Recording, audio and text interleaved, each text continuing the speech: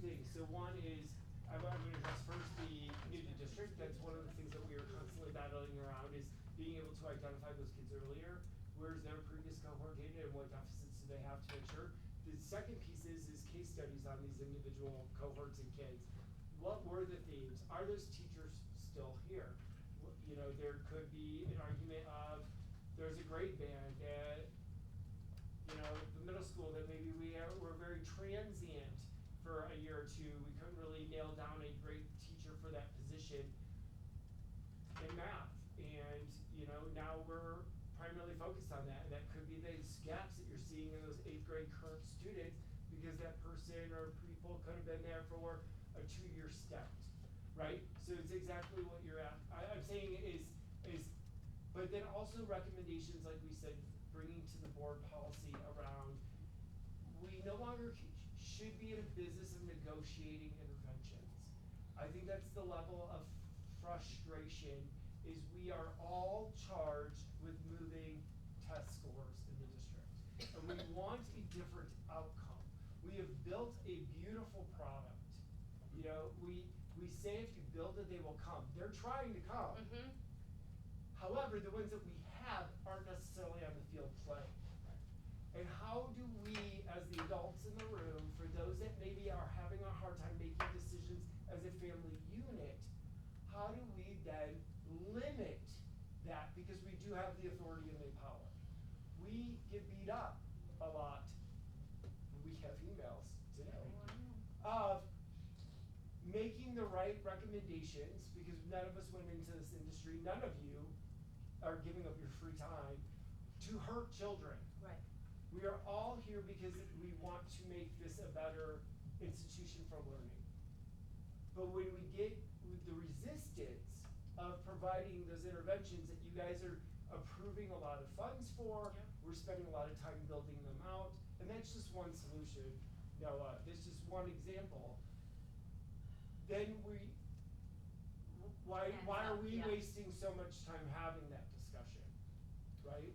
Right, this particular cohort data, and I don't know schools, teachers, or students attached to this. You guys know. We do. And that's for you to address. Yeah. But I certainly hope it is quite, or could be quite telling. Yes. And actionable. It is. And I hope that it is. So it's one thing to collect the data and just have it. I think never before has this ever trickled to the leadership at the school, to meetings with teachers, the data chats. It's like this, I've never seen where this has become a common language as much as it has, at least in our district, ever than it is now. And do you have moments? Do you actually I'd like to just say principals? Do you have moments where your staff looks at this data and says, well, dear me, I need to do something different? Well, that's not their first response usually. It's usually a little bit more defensive than that. And you get the excuses and the reasons why that are beyond our control. But then, you know, once they have a moment to sit with it and really talk about it, then yeah, we start talking about solutions. What are we gonna do to do better this year? And I understand that some of it is beyond their control, and I understand that there's a different reaction to it, but I'm kind of referring to the point when you break it down to where you know it's an area of improvement that the teacher needs. You know, there's initially you can look at this and say a whole bunch of things, but as you break it down and look at individual test scores within the cohort band, and then you'll know, is there a thread through either certain grade levels or certain teachers or certain even subjects within the teaching, right? The 4 core elements of math. You know, it is the whole, maybe perhaps the whole grade level is weak on specifically algorithms or problem solving, right? You can get to that, and then you'll know, and then you'll be able to say, well, you know, at some point it is the student, but here it's not, okay? And then use that to be able to support, you know, evaluations, to be able to support whatever to improve. You're right on. Improve. I mean, but it gives us a lot of information too, because then even to look back and say, okay, maybe it's in an area like math, you know, have they been trained with CGI math strategies? Have they, we actually have that now where you can actually make that determination. Like, what this school with the teachers at the time. Right, and all I know is when I was teaching fourth, and we would get test scores back, and we would look at our students and see, okay, you know what, my students didn't do so hot in this particular area, right? Whether it was comprehension, or whether it was problem solving, whatever it was. But if it was enough, it would say, you know, 1 or 2, it's an outlier, right? When there's enough, that's on me as a teacher, and then I got to say to myself, I need help, I need to look at this, I need to improve. Yeah. So I just want to make sure that because when we talk about results for the future, that's the granular level that change is going to happen. So I just, as long as everybody is on the same page as that, and on board with saying, including faculty, that they know we've gone so far with all of this data, what are we going to do with it? Well, we can actually use it to inform instruction. Yeah. And get things to a better level. And what's changed though with the last timeline that you saw up there was that, I mean, we were very data rich before, so we would give teachers that information, like you were given that information. But if you don't understand what it means to you as a teacher, and how does that impact your teaching, if you don't know how to use the data and it just becomes data, then, you know, people just move on. And the other mistake, so the other mistake I found when I experienced this, I don't know if you guys have the same experiences, if it's an area of weakness of a teacher, teachers would mistakenly think, oh, I gotta spend more time on this. Yeah. That's not it. You have to do it better. It's not about spending more time on it, because then something else gets sacrificed. And that was something that we all struggled with. I struggled with it, because then the next year, your scores would improve in that area, you go down into another area. So it's not about more, it's about depth. Somebody was saying depth, right? Not more, Depth. just It's go all deeper. about depth. Yeah, but that's what I'm seeing change is teachers having that conversation. What are you doing? Okay. You know, what are you doing? Like, how did you get that? Like, we created the opportunity in the time, in the space, but now they're actually having the conversations, and that's through a lot of our PLC work, and that they can actually have time to do that, because it isn't just a score anymore. They know the stakes are high. And finally, just because I wasn't here last Tuesday, kudos to all the areas that saw improvement. Okay, all of you, kudos to that, because there is market improvement on all of this, and there's need for improvement, but good job where it counts. Dr. Brady, can I say something? Tell me, was it IAB or IRB? That's the practice? IAB. IAB, okay. We can't forget that there is a huge component here, and that is test-taking skills. Because test-taking skills, okay? Because I know for one that my content mastery of a lot of things is excellent. But if you put me on that test, I will mess it up. Because, so, to the extent that you guys do, sorry, IAB. Interim assessment process. How often do you do that? Because there must be practice of taking these tests, you know? Because if you're going home and you're doing your homework and it's mainly paper, pencil based, but the format of these tests is screen, unfortunately, that's the way it is now, right? You don't do scratch paper anymore. I mean, that's pretty brutal. I mean, like, if I'm doing a calculation, I wanna go like this. Oh, you can do scratch paper? Elementary. Okay, sorry, I apologize. So I wanna know, what fidelity do you guys have with that IRB process? Like, how often? Yep, so it varies within. Yeah, so- there's a variety of ways you can use IBs. Our teachers started with their PLCs today, and in the 5th grade PLC, they decided they want to give a pre and post. So one IAB on one set of skills, they'll give tomorrow, let's say, and then they'll provide the instruction over maybe a 3 to 4 week period, and then give it again as a post. So With the using same format as the CAST, so that Yes. those test-taking skills, and you know, there is a lot of test anxiety out there. There's a lot of kids who have that, or say they have Well, that. we have So- families that'll opt out. So Right, even, they'll opt even out our for it, test isn't it? data Right. was one piece that, part of the communication piece around this, sorry, long-winded, is we also have families that are very high performing that also opt their kids out because they don't want those test scores either attached to their kid or travel with them, not understanding. It's again, back to that communication piece that we find each year of saying, well, predominantly at the 11th grade level, we get a lot of families. I know who that is. Scholars opted out. I know who that is, and I yelled at them, they're good friends of mine. I said, please, if they would, but. Judy, you have anything you want? Yeah, actually I do, because I thought it was a feedback Yeah. session, and then I felt like, in the conversation that we had last Tuesday, even though like we were all on, you know what I mean? A lot of good came out of it. I just have a couple of items I wanna pique your interest with, because I think that the message of academic excellence is not necessarily getting communicated to the families. So these are my thoughts, and then you guys can marinate on it, okay? So, Dr. Seaman, right before school let out, you sent a really good email, with links to the math packets and stuff like that. I don't think most parents have a printer at home. I do because I have an office, so I printed that out, and I happened to have a student that had a concussion and missed a lot of school, and so it was something on my radar, cause I knew like, oh my god, she's been out for 2 months, you know?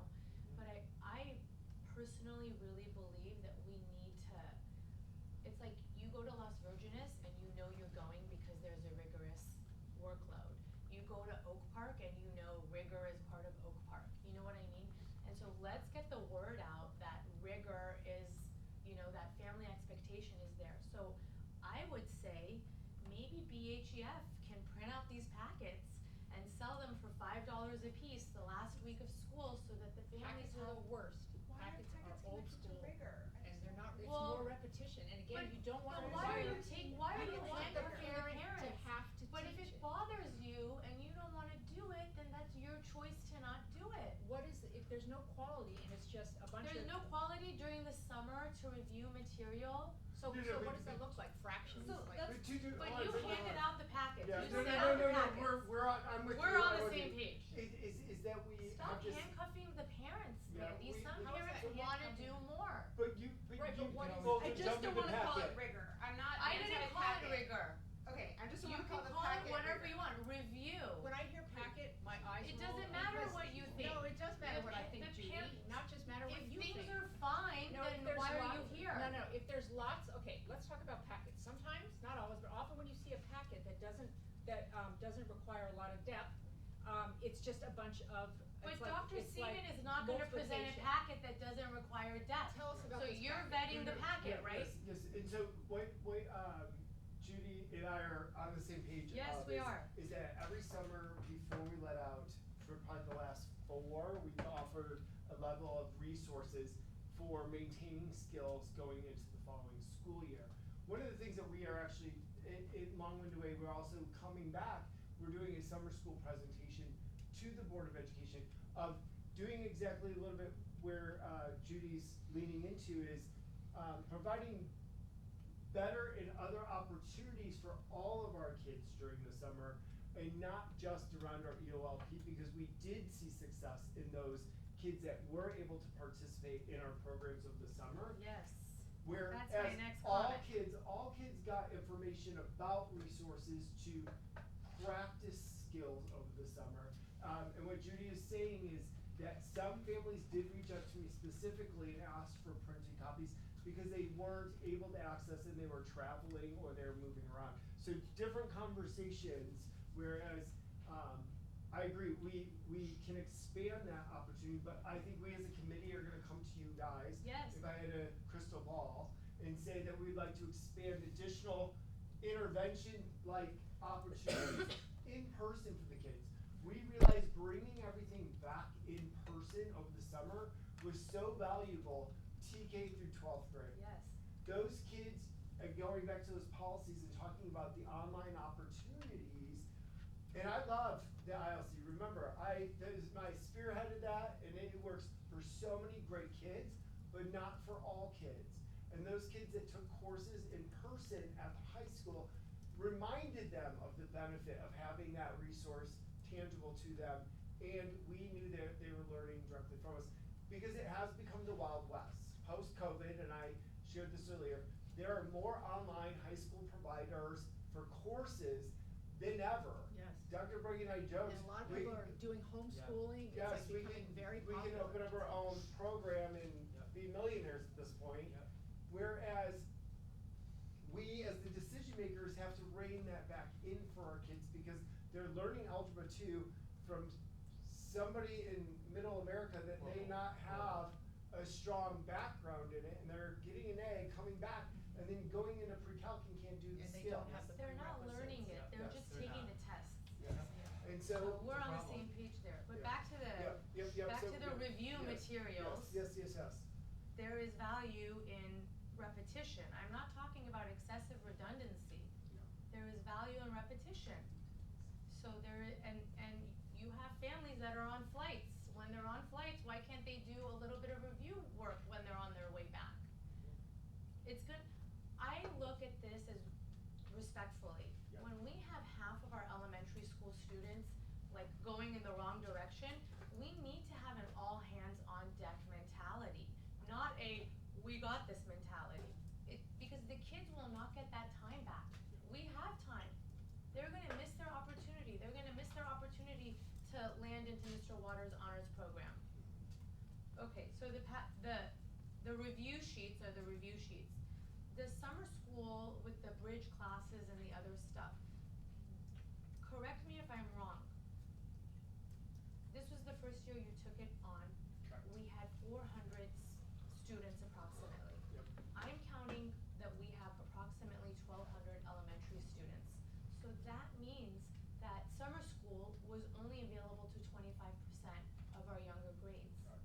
I don't think that's enough. And I think we agree. We're on the same page. Without us Thank Yeah. you. finishing the committee work. Okay, because we have 1,000 that are left out, Yeah. you You know? mean there wasn't enough spaces, or?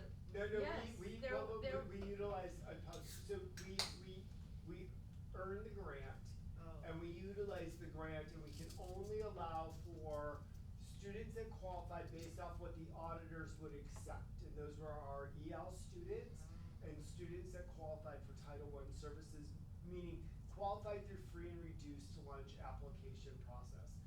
But And the so- good news is, it went off without a hitch. Yep. The families that took it loved it. Yeah. There were some families whose kids didn't qualify, but at the last minute, they got a Fills space. the spaces And for. they were amazed by it, and then there are other families who used to do the BHEF bridge classes because their student had cancer during the school year or for Right, whatever right. reason, and it was helpful to them. Yep. So, Yep. okay, we're on the same And our page. teachers too